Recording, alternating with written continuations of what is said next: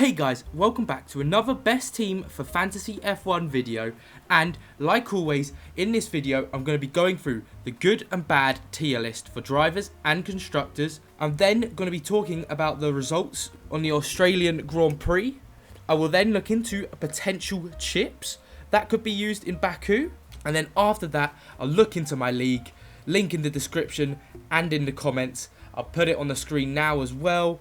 Obviously like and subscribe, do all that good shit, follow my Twitter, and hey, let's get right into it. Now, I'm going to mix it up a little bit now with how I do it, because normally I do it the percentage picked, but this time I'm going to start doing it by season points, because I think we're now getting into the point of the season where we can look at their points and realistically say if they're a good target or not, because it's not the first or second race anymore, so it's starting to stabilize a little bit. So first up, like always, we've got Max Verstappen, valued 27.2 million, up 0.1 million. Hey, I mean, we all know it was going to happen. 35 points in Bahrain, 61 points in Saudi Arabia, 36 points in Australia. This guy is a machine. You have to have him in your team. Now, I know he's the most expensive driver on the game, but you won't win with realistically. If you get rid of Perez, he's 50 points clear of the next person in a different team. He's gotta win the championship.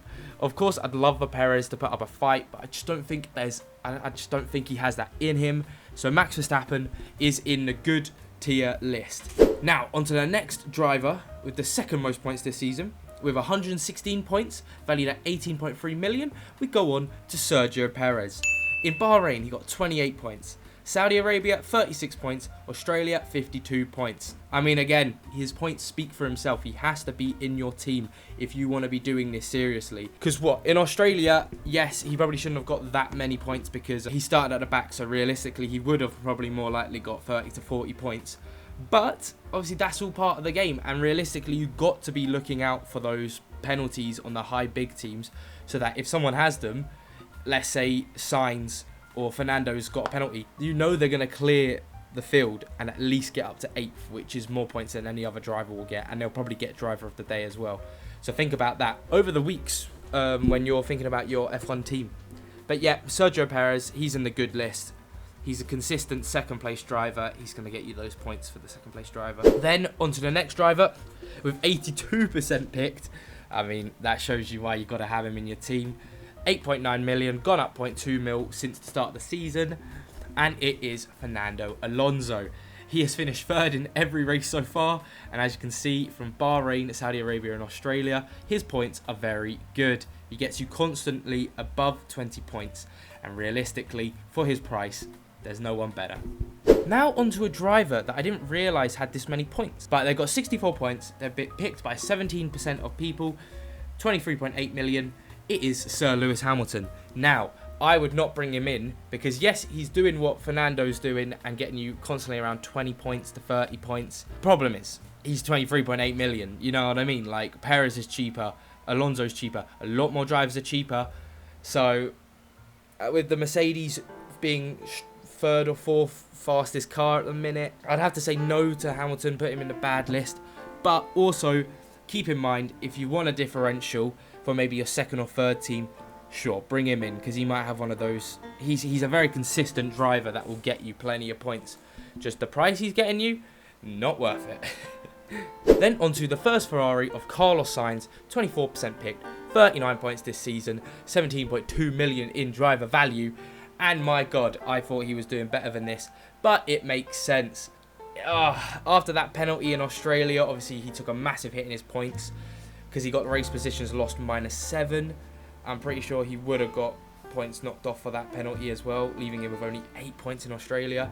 But if we look at it as a whole, he probably would have got like 20-ish points that race. So 19 points, 12 points and 20 points is decent. He's 17.2 million, like I said, so he's pretty cheap. I've still got him in my good list for... He's probably equaling around like Lance Stroll type points if Lance Stroll didn't have that DNF in Saudi Arabia.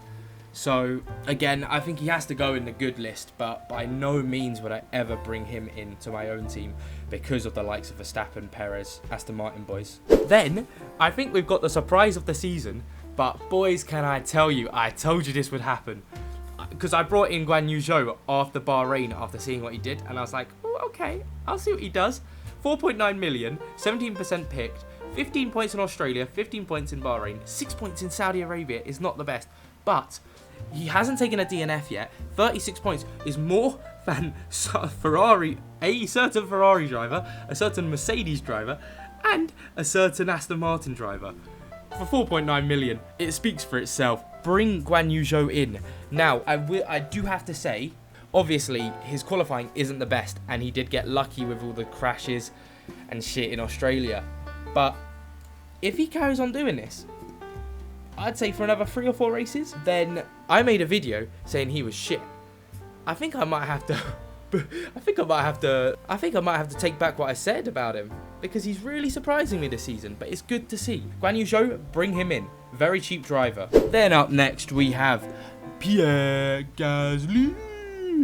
But, right, I said this to everyone last video who had Pierre Gasly, and I've been proven right, where he only got 1 point in Australia. I told you guys, I told you. Because a lot of people still had Pierre Gasly from Bahrain, where he got 20 points just from gaining 11 race positions.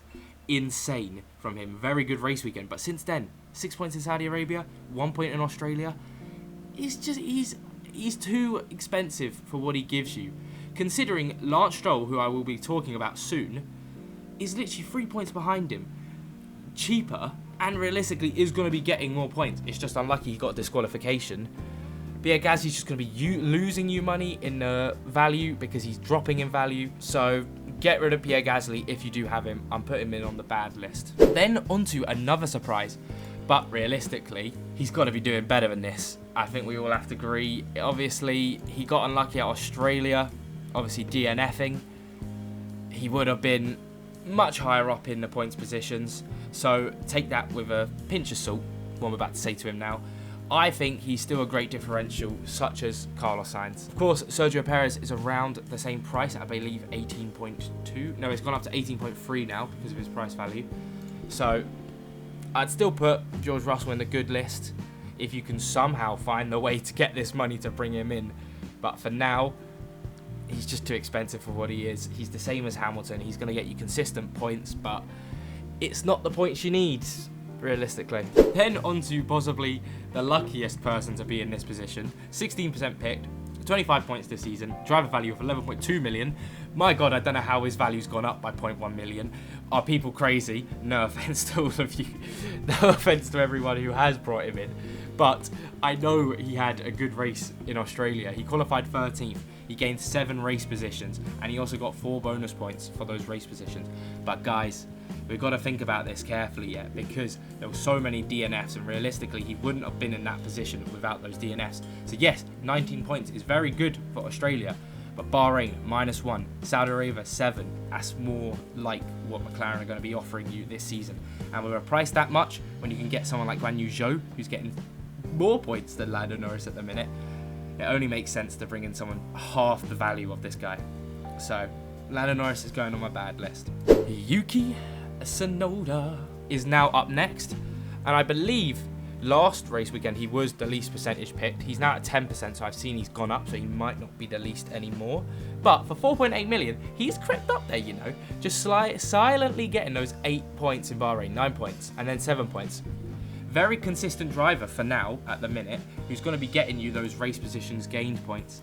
So I have no problem with Yuki Tsunoda being picked for anyone who brings him in. I think he definitely deserves to be on the good tier list. Just be careful, because again, I don't know if he can keep this up, considering it's only been 3 races. But for his value, great driver to bring in who's cheap to allow you to bring in those Red Bull boys. Then we head on to my boy Lance Stroll.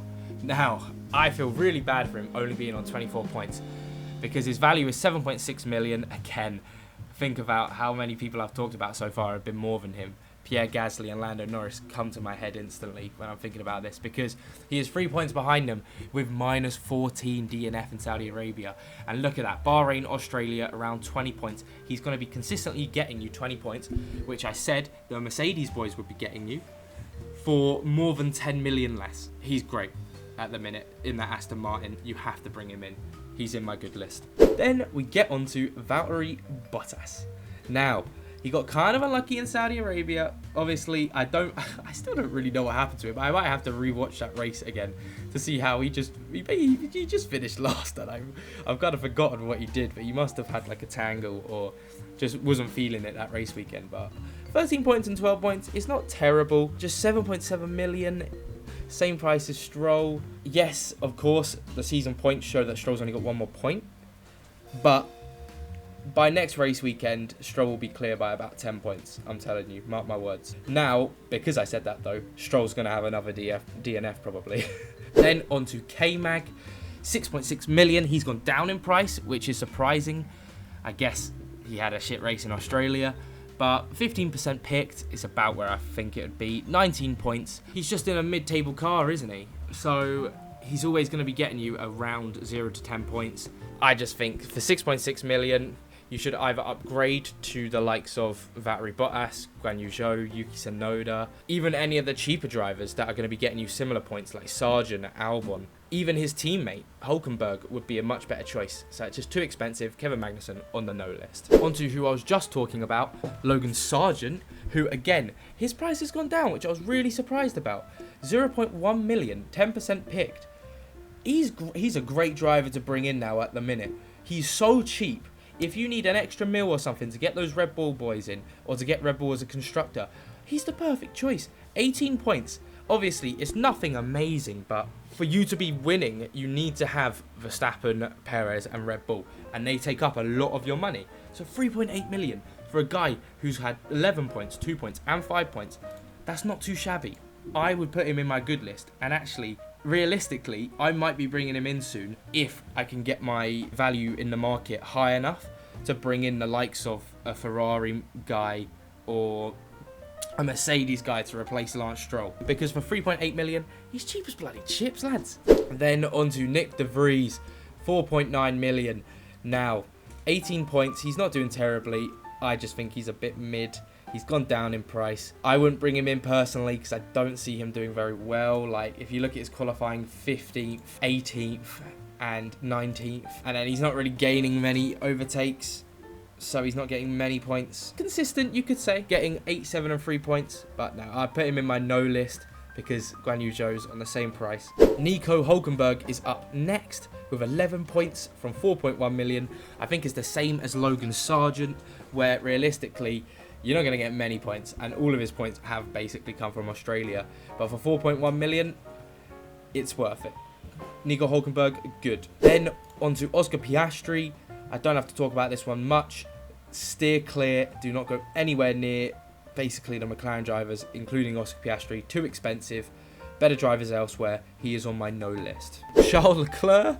Now, I can't believe I had him at the start. He has just been extremely unlucky, okay? Yes, he's on 1 point, but realistically, if he had driven every single race, he would be on around where the Mercedes and, well, Sainz is. So I would still say he's a good option for his value. Of course, I'd still rather bring in Sainz or Russell, and obviously the Aston Martin boys as well. So I'm surprised to see 31% picked. Not surprised to see his value's gone down, which would suggest that his percentage picked has gone down. But yeah, I think it's finally enough time to say Charles Leclerc is on the bad list until Ferrari stop trolling. I'd say steer clear for now. There's other options. Then on to Ocon, and realistically, again, too expensive. He's in the minuses because of that Bahrain penalty galore shit. Don't go near him. He's on the no list. And same goes for Albon, who is on minus 19 points. Of course, it's because he DNF'd in Saudi Arabia and Australia, unluckily. But a glimmer of hope was his Bahrain race was really good. But I think we just have to wait and see what he can do, because there's other drivers who are getting points. And minus 19 points in the season it puts you off, definitely. But anyway, let's get on to the Constructors. Right, so onto the Constructors, and in first place with 271 points, double the second most Constructor points, Red Bull Racing, 27.5 million, gone up 0.1 million, 56% picked. I don't have to say much about Red Bull. 271 points is ridiculous. They're always going to get you around 75 to 100 points each race weekend. So they're a must-have, honestly. On to Aston Martin, 74% picked, 129 points. Second amount of Constructor points this season. Of course, Saudi Arabia was a bit of a dip, so they would have even had more because of Lance Stroll's DNF.